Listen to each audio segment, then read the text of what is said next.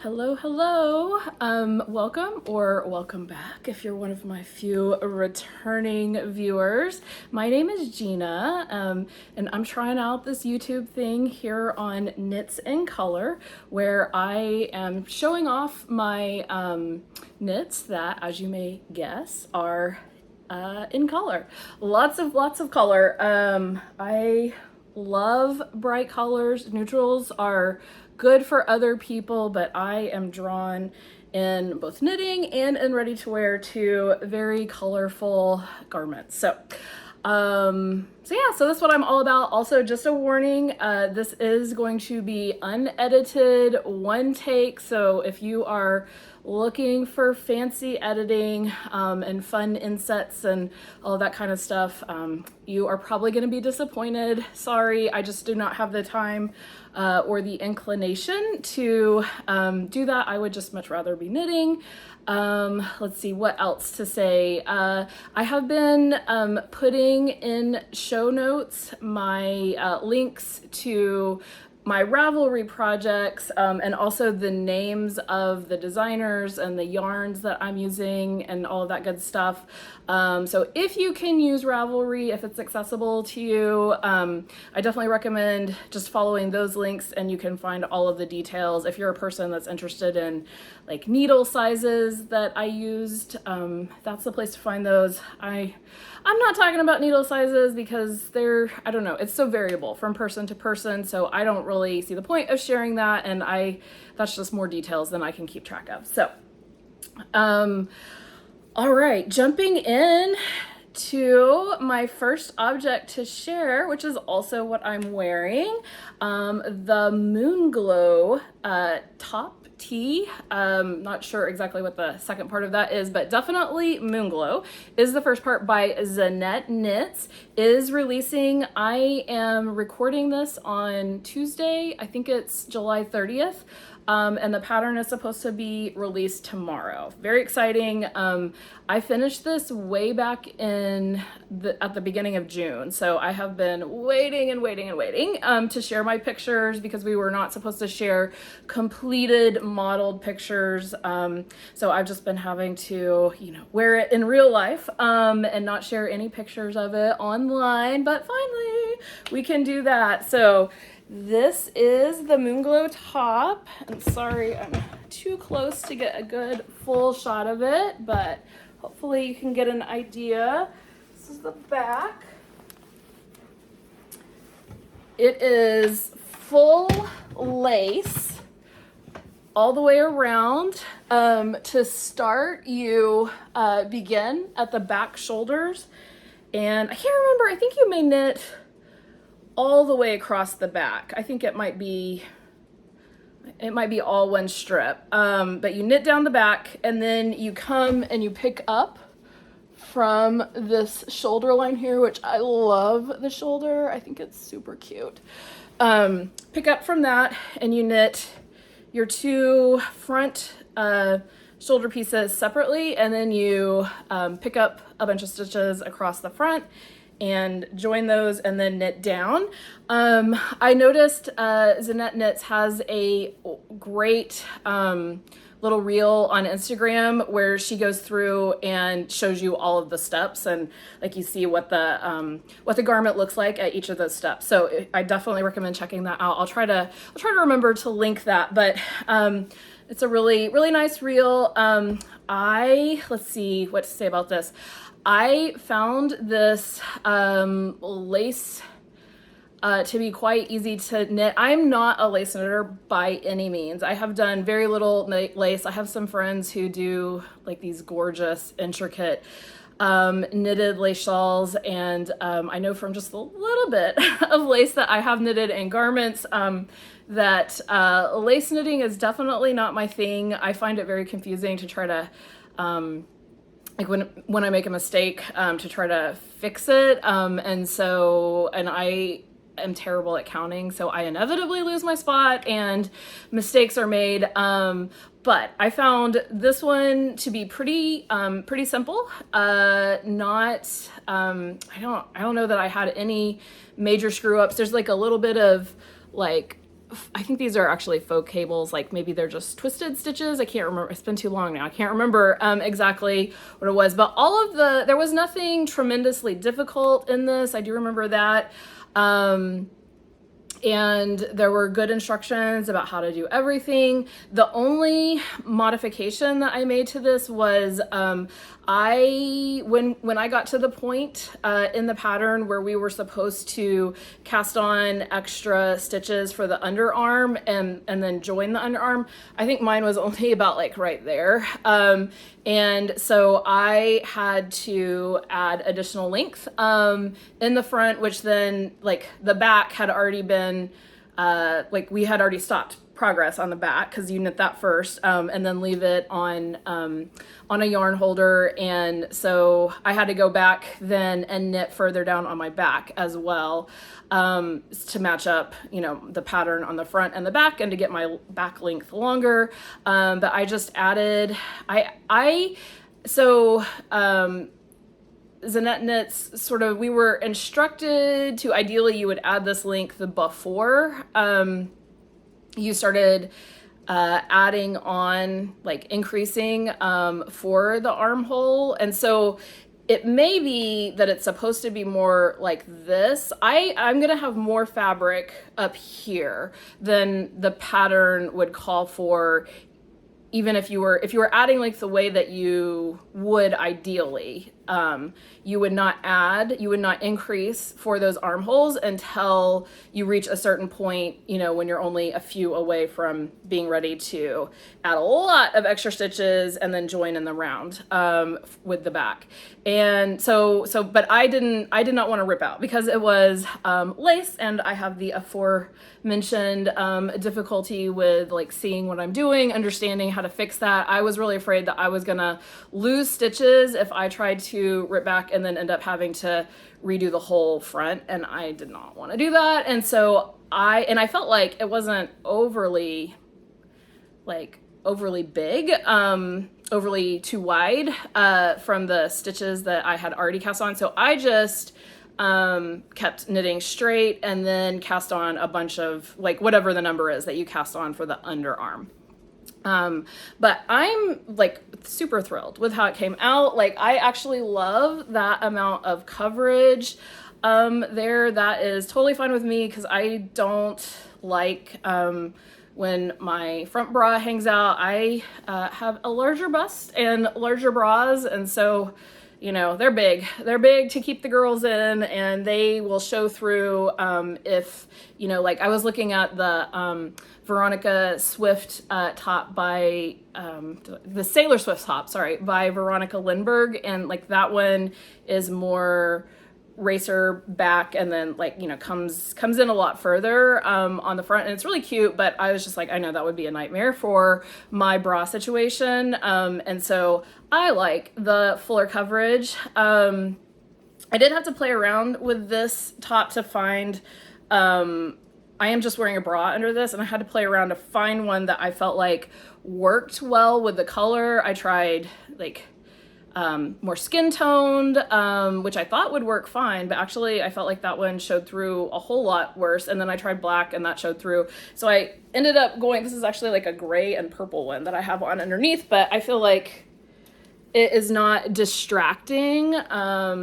And I don't know that I would wear this to work, but I feel totally comfortable wearing this just out and about. I think it's super, super cute. So summery. I used Knit Picks Cotlin. Let's see if I wrote down. I think I talked about it last time. Yeah, I think I figured out last time how many balls I actually use, so check my second video if you're interested in the specific stats. But I want to say I used about I think 4 in some balls, like less than 50-gram balls of Knit Picks Cotlin in the color Marina. Normally I am not a cotton fan. I work a little bit more with linen blends, but cotton usually hurts my hands. But as I have talked about in the previous 2 videos, I knit this one and really didn't have any substantial hand paint. I did use my Mindful needles, which are a fairly slick metal, and so I don't know, and they're pointier, not super pointy. Like, I know the Xiaogus are really popular. Those are too pointy for me. I guess I just knit really roughly, but I stab myself and poke holes in my fingers if I use the Xiaogu, so those are too pointy. But these the Mindful needles, I feel like have a nice taper to them, but they are not overly sharp, so I was able to do this without pain, which was really nice. And I think it went super fast. For me, I made this size 4, and let's see, made the size 4. It only took me, I don't know, maybe a week and a half. I am on summer break right now, so I do have a lot of knitting time, but I feel like it is just a pretty fast pattern, because you get, you know, with the lace, it goes faster than if you were just knitting stockinette. And let's see if I made, I'm sure I did on Ravelry, made notes about the ease that I did, that I got here. I think this is a pretty, I think we were told 2 inches to no ease on this, 2 inches to positive ease to no ease. And, according to my notes, I actually made the size 3. I'm sorry, I didn't look this up earlier. I used US size 6 needles. There's the needles that I said I wasn't going to talk about. Let's see. So my top ended up at 42 inches, which I think was right on the money, what I was going for. For my upper bust measurement is 39 and a half to 40. So that's 2 inches of positive ease up here. My full bust is more like 45 to 46. So that's some negative ease at my full bust, and a little bit of positive ease down in the stomach area. So I really liked it. I thought it worked well. If you do have a larger bust, I think you are definitely going to have to add some length, which now in the pattern it does warn you that you want to try on your top and see if these, you know, pattern length is going to be long enough, and if not, you know, to add more. But yeah, like, otherwise, I don't know, it's great. I mean, the pattern is great regardless, because I often have to add length through the yoke in my tops, so definitely recommend. There's a coupon for the, I think, first week of release. It's 20% off, so I definitely recommend it. This is not my first Zanete knit, and it will not be my last. I really enjoyed this. Okay, so moving on, I have another finished garment that has released, and so I can finally share it. And that is my Stowaway. This is another one. I'm not sure if it has if it's Stowaway pullover, Stowaway sweater, but this is what I've been working on, and I showed you a sneak peek maybe a couple of times. And Wool & Pine has released this pattern, and so I can finally share the full thing. So super, super cute color work. And of course, what is so special about this one is the kangaroo pocket. It is so cute. So cute. Look at that. So let's see, construction on this one. It is knit from the top down. Now it's been like a month since I was working on this one, so I'm also forgetting details here, but I believe you start with a back, you cast on for the back, and knit that down to, I think, the bottom where the bottom of the sleeves are going to be. And then you come around and pick up stitches. Yeah, I was checking the inside, and we have picked up stitches for the front. And so you'll knit like a little bit here, a little bit here, and then you will join them by knitting across one side and casting on stitches for the scoop neck, and then knitting on across the other side. And so then once you get your two fronts joined, you'll knit those down until they're at the bottom of the sleeves, and then you will knit the back and the front. You'll join those in the round. Once again, I did have to add some length to the front and the back because, as I said before, that is a pretty common modification for me. Have to go down a little bit further to get it comfortably under my arms. And so I did that. I think with this one, I actually was like probably gonna have to come back and add onto this. So I left my yarn ball attached to my back side so that I would be able to do that easily and not have to rejoin my yarn. So once you do that, then once you're joined, you just knit, knit, knit, stockinette down to the bottom hem. And I always like to go back and put my neckline on before I do my sleeves, because like you really can't see how something is gonna sit until you put that neckline on. So I put my neck on next. I'm not sure if the pattern calls for it to be done at that stage or not, but I always like to put mine on before the sleeves. So did my neckline, and then you just pick up stitches for your sleeves. This is a little bit of a drop sleeve construction. And then you do your color work. And what's neat about this pattern is like they don't pick out your color scheme for you. It is a white and gray chart, so a grayscale chart, I guess, there you go, so that you can color in your chart yourself.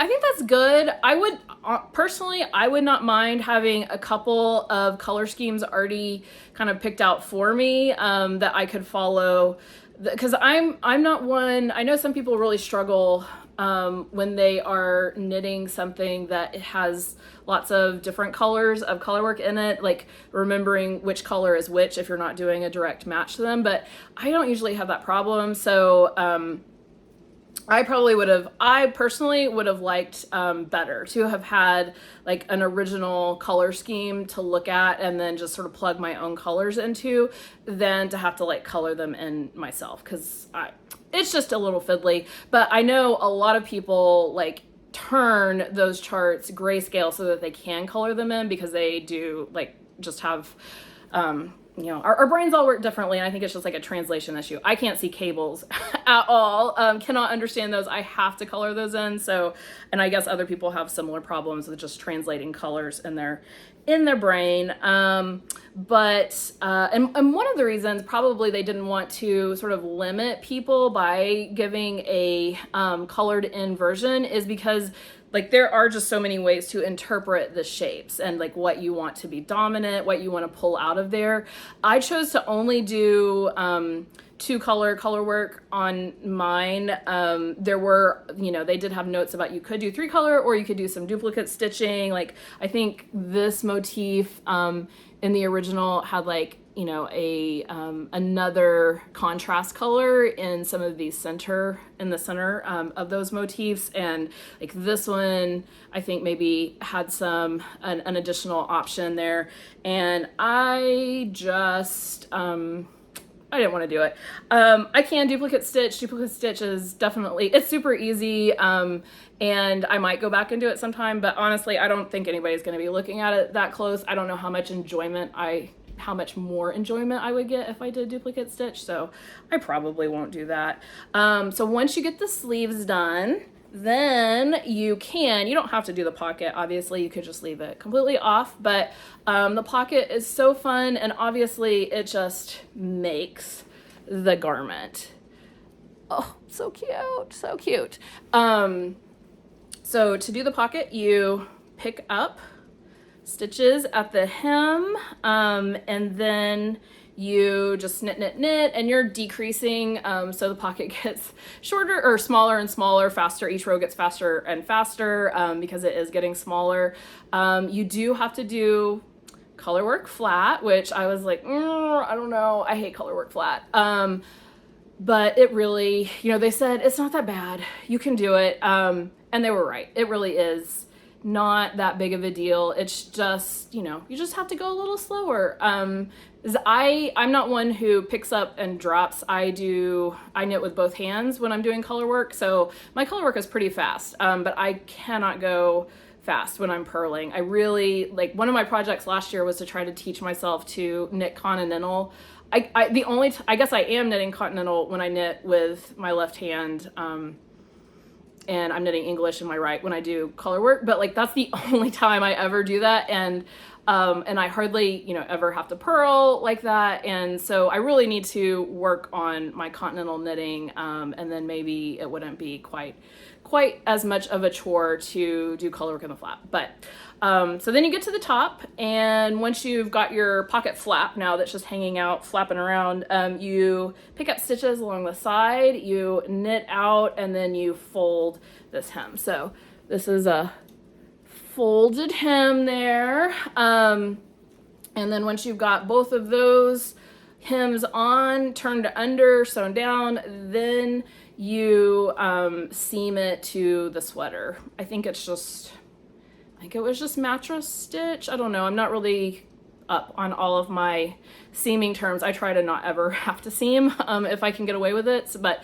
you do have to seam across there. One tip if you are trying this, I would definitely recommend marking the row of stitches that you're going to pick up across, because it's really hard to see, like, once you get in there and you're working. It's super easy to get off. When I'm seaming, you know, I often will pick up or seam a bunch of stitches and then pull them tight all at once, because that's what I've always heard, you know, to do, and that normally works. But if you, like, you know, seam up 20 stitches and then pull them tight, and then you look at it and you realize, oh, I'm definitely off, you know, your pocket is trending upwards or downwards or whatever, then you have to, like, go back and undo all of those. So I had to unpick, and I finally figured out just to seam, you know, like 4 or 5 stitches at most, and then tighten it up and check progress, make sure I was still on the right track, and then keep going across that way. So it's a little bit slower, and it's definitely hard to see where you are once you've tightened it up.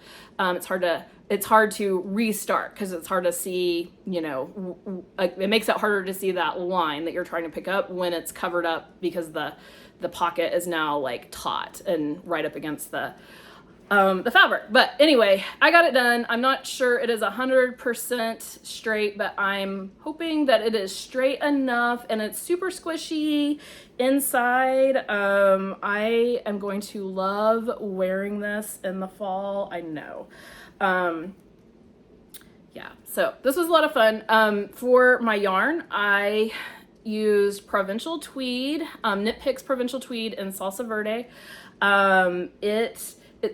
Provincial Tweed is actually a worsted weight yarn, supposedly, but I had always read comments that it does not knit, it's not worsted, like it's not really worsted weight, and I would agree with that after doing this. So I was like, you know, I've heard this about Provincial Tweed, so I'm just going to try it for the yarn instead of the DK that was called for, I met gauge without an issue, and I feel, I feel fine with that choice. And actually, my color work, which I used some indie dyed DK yarns that I had left over from a dinosaur sweater that I made. This was like, it's called terracotta, this terracotta color here, this lighter mauve, and then the yellow is shortbread. Those are both from Horizon Fibres, who I knit a sample for, and so I got some yarn in payment for that sample knitting, and yeah, made a dinosaur sweater, which maybe I'll show sometime. on here. And so I use those. Those are true DK weights, and they were definitely heavier than the Provincial Tweed. And then all my other contrast colors are, well, I've used the Provincial Tweed again in here, but the rest of them are Stroll Tweed held double. So actually, I think it was mostly Stroll Tweed left over from that Aberration cowl that I showed last time. So that is my Stowaway. Super cute. So this pattern has been released. I'm not sure if there's still, or if there was an opening discount on the pattern, but Wool and Pine are, along with Magpie Fibres, are doing a knit along, which kicks off August 10th, I think. I think they said they're like actually having a live cast on at Flock. And then it goes into October, and it will be hosted on Ravelry and on Facebook, and you can join both places or either places. And I think there's prizes and going to be a lot of fun. So I definitely recommend the pattern. It is very, very cute. I think it's super innovative to add the color work pocket and to do that afterward. Now, if you do make the video, I highly, highly recommend watching the video tutorials that go along with it. I read the instructions at first for the pocket and was like, I don't know if I 100% understand what I'm doing. And then I went and watched the videos that are included in the pattern, and I was like, oh, okay, yeah, now I get that. So the videos are definitely worth it. I don't always watch video tutorials. Like, I'm definitely read it first with words and see if I can figure it out, because I just can read a lot faster than I can, watch a video. But some things are just easier to show than to explain with words. Yeah, anything else? Oh, let's see. So the recommended yarn for this was Magpie Fibres Swanky DK, which is like a cashmere blend. And I was so tempted because we got a pretty good discount offer if we wanted to use the recommended yarn. But yeah, but I held myself back. I was proud of myself for not doing it, not going for the fancy yarn and just using what I had in stash. So this did not cost, I didn't pay anything. This is all from stash. And this Provincial Tweed, I think I got from, I know I got it from Knitpick's big sale. I think it was from, I don't know, maybe 4 years ago now, or even before possibly. And I think I paid either $3 or $5 a ball for that. So, it didn't cost much. Okay, next up I have my finished Locaton vest. So I have shown this in process a couple of times, but it is now finished and I'm super happy with how it turned out. Oh, the cables. And here's the back. Super cute, super cute. Yeah, so I'll save this and talk about it sometime, assuming I keep making these videos. I'll talk about it more when I can wear it and after it has released. But today I just have too many things that I need to actually wear to show. So it is complete though, and this pattern I think is gonna release sometime in mid-August. So I'll try to hop on and talk about it once it has actually released. But that one is over and done. Hooray. Okay, next up is my tea number 1. So I showed this last time as an in-process knit. I'm looking to see which way is the front and which way is the back. I think this is the back. There we go. And I was saying the collar wasn't done. I wasn't sure where I was on the collar. So I got my instructions back out and started reading it. And it turned out I just had like 2 rounds left to do on the collar. And then I just needed to sew it down. And at the time I was worried, at the time of the video, I was worried that the sleeves were longer than they were supposed to be. But as I was saying about the neckline, once you get the necks on stuff, it does change the fit. And so that pulled it up. And so the sleeves now are just hitting right above my elbow. You'll just have to use your imagination, but they're hitting right above the elbow, which looking at the projects on Ravelry, like that's where, I think that's where they're supposed to hit.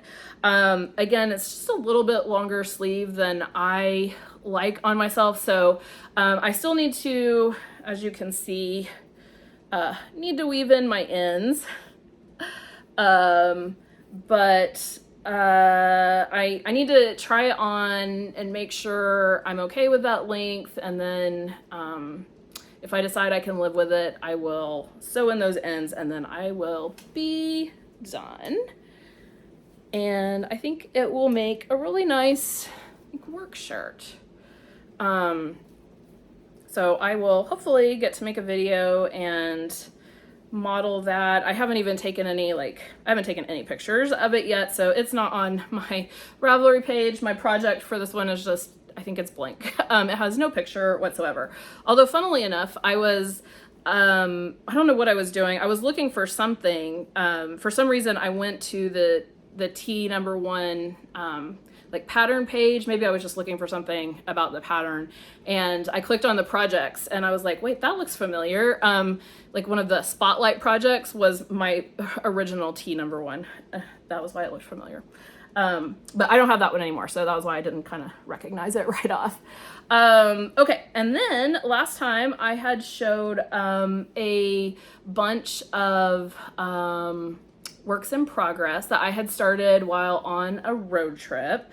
I had the Why Not tee and the classic LBD, and did I have another? Oh no, I don't think so. So I had the T number 1, but that one was not started in my castonitis on the road. So I actually went on another road trip, went to see my mom's family, about a 2,000-mile car trip with my kids and my sister and my mom and my sister's kids. So we had a van full of people, and I wasn't sure how much knitting I would get done because there's no room to spread out and get comfortable when there's that many people in the car. But I did manage to make some pretty good headway on my classic LBD. So this is the classic LBD. It's a t-shirt pattern or shirt pattern by One Wild Designs, and I have made it all the way through the body. Woohoo! I actually just found that off last night. And then I have picked up just this is just my pickup row is all that's done on the neck. And it's gonna have a ribbed neckline. And then I'll just have some little sleeves to put on and I will be done with this one. And I just think this color is so pretty. I love it. Love. I love heathered yarns, and I'm really loving how the black linen shows up with the pink. It makes a really interesting color, I think. So let's see. You like my stitch markers? Since I was away from home, I realized I did not bring any light bulb type markers. I had, these type of markers, but you can't leave those. I needed a progress keeper style marker. So one of these sides. These are my increase rounds marked by scraps of yarn. But that worked fine. This one is worked top down, and I guess it must be a little bit A-line shaped because I thought it was going to be waist shaping, where you decrease and then increase, but it actually just had increases. So I think that is actually an A-line and not not really what I would consider waist shaping.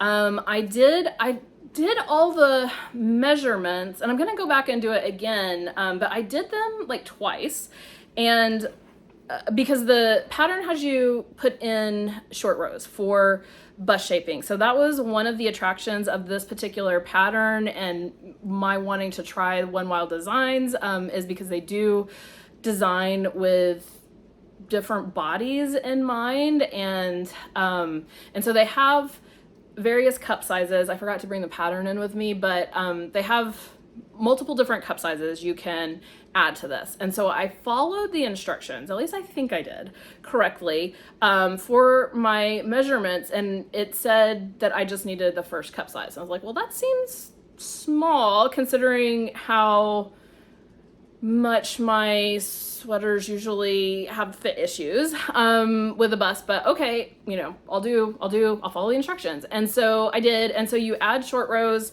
Once you've joined in the round, you knit to your full bust area, or right under your full bust, and then you add in short rows as determined by the cup size that you have decided that you're knitting.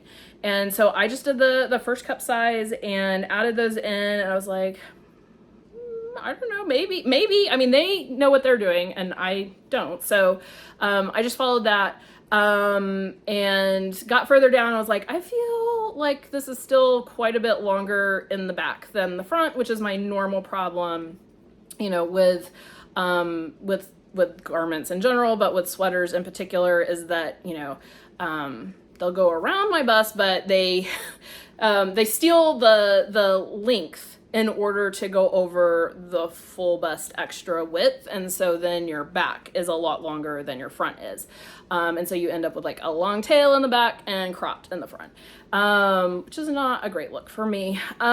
So yeah, that's what I was hoping this would fix. And it is better than I think that it would be otherwise, but I'm still seeing like my back is quite a bit longer. So I'm going to go back and redo my measurements again and just make sure that I didn't mismeasure, or math is definitely not my strong suit. So maybe I misunderstood. Anyway, and then if I still think that I did it correctly, and once I get it all finished, if it is substantially longer in the back, I might reach out to the designer and just ask like what they think I did incorrectly or what their thoughts are on it.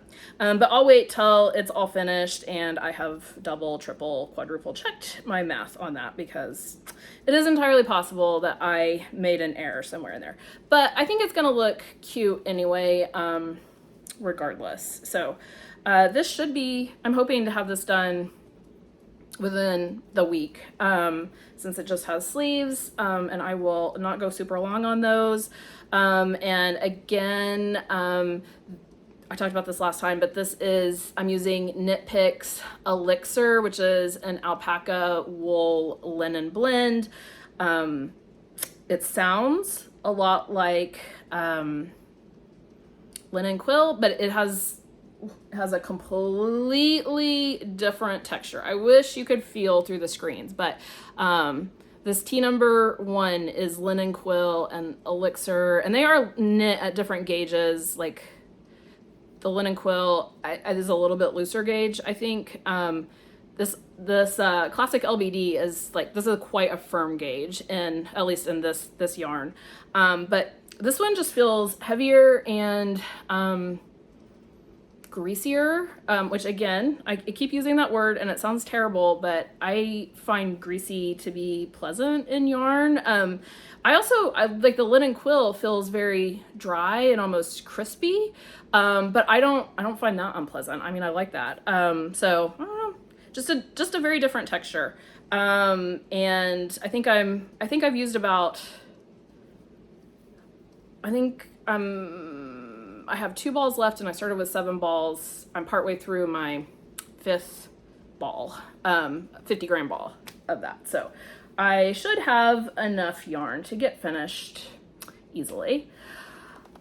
And then finally, I have my chicken, my latest emotional support chicken, which really there's not much to show here. I did a couple of sections more of this in the car, so it's coming along. It has a breast, and I think I was supposed to be starting on the neck, and I don't know, I was gonna have to change. So I'm having this, this yarn that's the main color is, I think it's bulky. And then this yarn, my contrast color, is super bulky. Can you see? Yeah, like how different those are.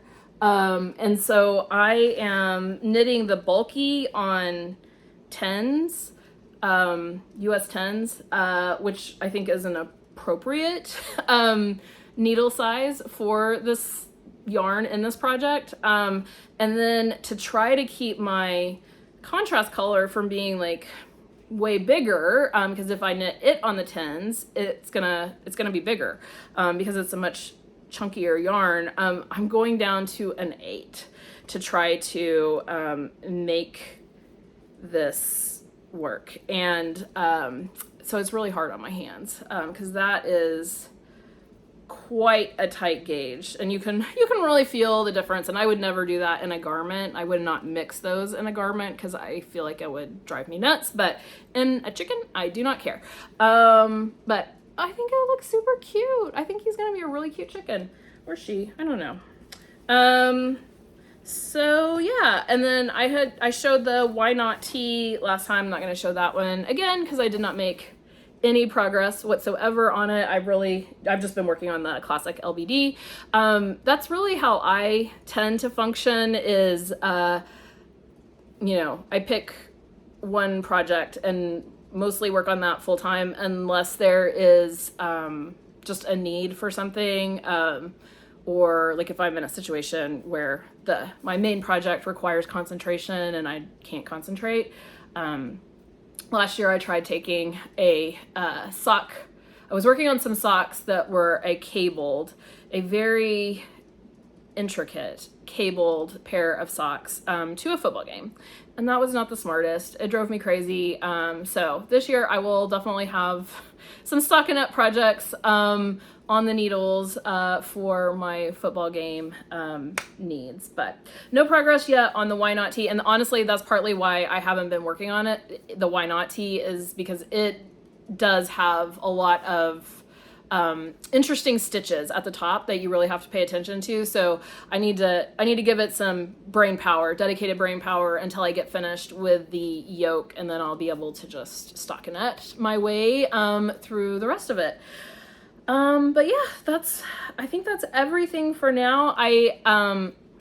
After my summer of tons of test knits, I was telling myself, okay, I'm not gonna sign up for any more. And then I saw a really pretty, sweater that was being tested on Instagram, by Indigo Knits, I think is the, designer. I haven't started the test knit yet, so I was gone when, the pattern went out, and I haven't gotten back to it yet, but I think it's called the Amissa sweater, and it's like it's a labyrinth in the yoke, and so I'm really excited about that one. I'm thinking I'm going to use some lavender yarn for my main color, and then I'm gonna find some dark purple for the labyrinth, and yeah. So I need to go sorting through my stash. I have in mind the lavender because I have a sweater's quantity of some lavender that is just not calling to me on its own, but I think it might really let the color work pop if I use it in this sweater. So it's a fingering weight sweater, and it's not due until November, which is why I haven't really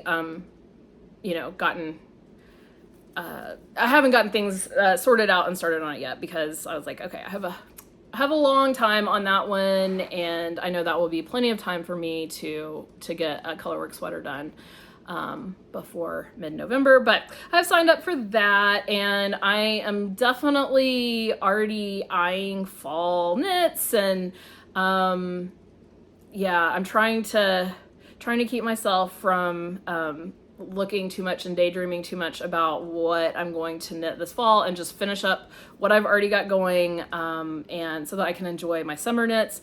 Although speaking of summer knits, I was thinking about this the other day.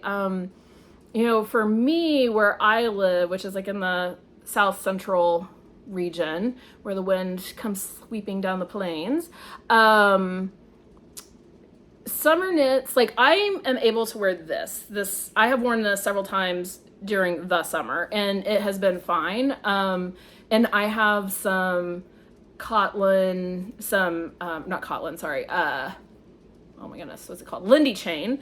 Some like tanks and lacy tops made out of Lindy chain from Knit Picks. And that's a mostly linen and some cotton content yarn, and those work fine for the summertime. But like anything made out of wool, like my Ghost Horses sweater that I wore last time, and I have I made a field sweater last year when that was the hot item. I made a field sweater out of, what did I use?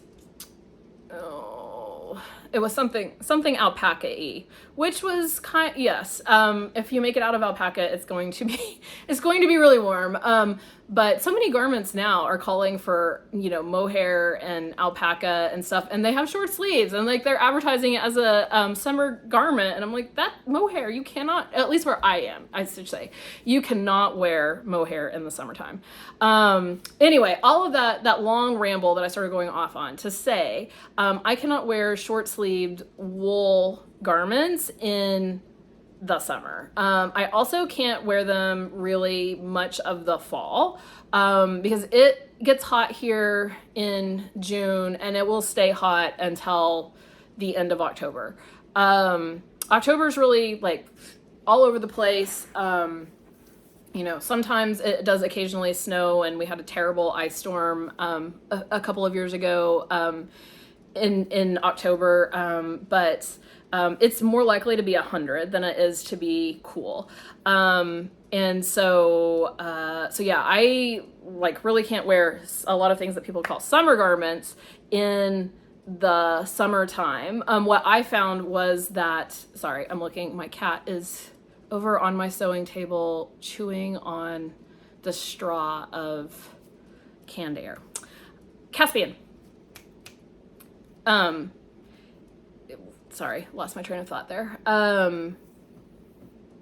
Oh, summer garments. Yeah. So I realized that I can wear my short-sleeved wool garments, the summer garments, but it's in the springtime.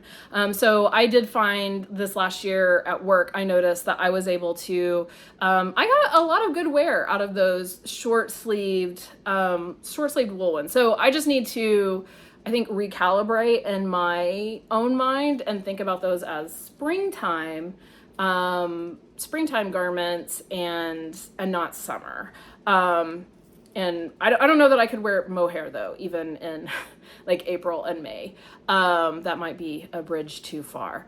But yeah, so I think that's everything. I will stop my rambling now. But I'd love to hear what you're knitting. I would love it if you would leave me a comment if you are still here. And yeah, hopefully I will get a chance to do this again and be able to show off one of these other makes. But the Locaton and the Stowaway, I do have pictures worn, like modeled of those on both Instagram and on my Ravelry page, so you can check me out there. I'm konayossie on Ravelry, and She Knits in Color, all one word, on Instagram, and I will have both of those listed in the show notes so that you can see them more easily. But thanks for watching. Bye.